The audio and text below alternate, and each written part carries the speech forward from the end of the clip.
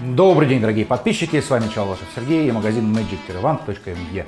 Сегодня я снова показываю вам девайсы. В этот раз я показываю вам 1.2 кнуты, немножечко я ошибся с размерами. Здесь он 1.2 от конца ручки, то есть по факту он метр, каждый из них.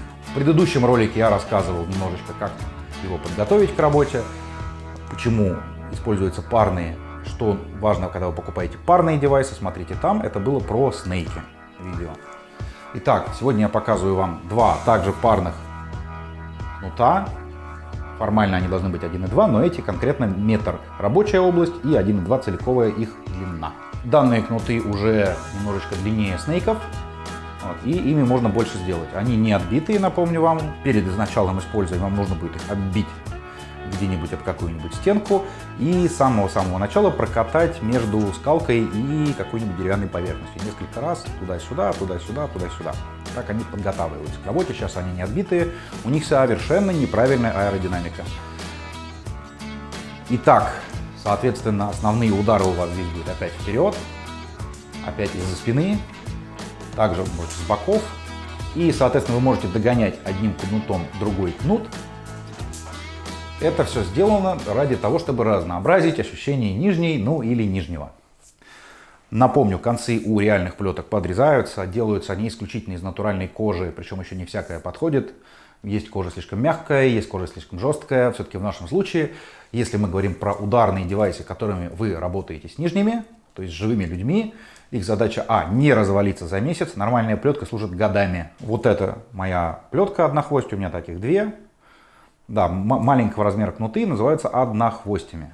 Вот этой плетке уже очень много лет, и в рабочем состоянии она прожила года 4, пока я был в БДСМе. Очень активного состояния. Как вы видите, вот все, что с ней произошло, у нее растрепалась хлопушка. Напомню, при достижении скорости звука, когда хлопушка достигает скорости звука, вы слышите хлопок. Эти кнуты не отбитые, если бы они были отбитые, вы бы услышали куда громче хлопок. Для примера. Хотя это всего лишь был 0,7, и в их задачу такие хлопки, в общем-то, не входят. Если хотите крутые мощные хлопки, берите кнуты 1.2, именно рабочая поверхность, или вообще 1.5. Там уже сложнее, конечно, махать, сложнее учиться. Мой совет: никогда не учитесь на людях, учитесь все-таки на стенках и на подушках, чтобы никого не травмировать. Напомню, рабочая область — это спина. Идет она вот так, не включая плечи, не включая бока, и до поясницы. Поясницу вы не порите. И потом включается, соответственно, попа, задняя ее часть. Примерно те же места, куда вы колите уколы. Но в том числе можно бить в середину булки. Вот. Но с попой это больше к девочкам. На моей практике я недалеко не единственный, кому по попе орудование плеткой не нравилось. В смысле, когда мне орудовали плеткой. А девчонки очень многие прям в восторге, и многие даже не любят, что им спину порят. Но основная часть все-таки для сабспейсов, для того, чтобы выделялись эндорфины, это все-таки спина. Итак, посмотрите внимательно, если вам видно, кожа подрезана по краям, на широких частях это видно сильнее. Чем полоска кожи уже, тем это видно все меньше, меньше и меньше.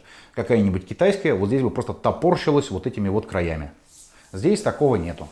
Также плетки бывают с видимой ручкой вот так, или как здесь, когда ручка сама невидимая, она просто вплетена внутрь.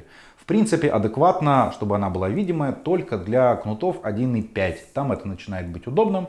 До этого это просто некий фетишный, либо фетишное наличие такой штучки, либо фетишное отсутствие такой штучки, кого что больше вштыривает. Все люди разные, всем все нравится по-разному. И напомню, если вы берете именно парные девайсы, это должны быть два одинаковых девайса, купленных из одной партии у одного мастера. Да еще и мастер должен знать, что вы хотите получить себе парники. Вот эти, например, парники. Вы их можете купить у меня в магазине. Ссылочка на покупку есть вот здесь слева в подсказке, либо в описании. Любыми плетками из секс-шопов, ну, кроме тех магазинов, которые, как и мой, специализируются на работе с какими-то конкретными мастерами. Все плетки из секс-шопов ничего не стоят, они никогда не приобретят свою аэродинамику, и никогда нормально им людей бить не получится.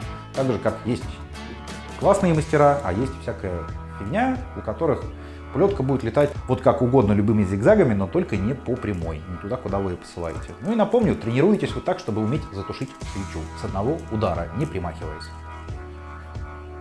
Примерно вот таким ударом, либо нижним. Как только вы это можете, все, вы можете идти бить человека. Как только вы это сможете 10 раз подряд на 10 разных свечках, чтобы, соответственно, не получилось, что вы случайно ударили и побежали такой: я теперь садист, я бегу всех бить, и попадете вместо спины вообще в булку или в промежность. Хотя, кстати, такие практики тоже есть. Итак, с вами был Чалышев Сергей. 2 кнута 1,2, либо по-умному 1 метр. Магазин magic-wand.me. И до скорой встречи.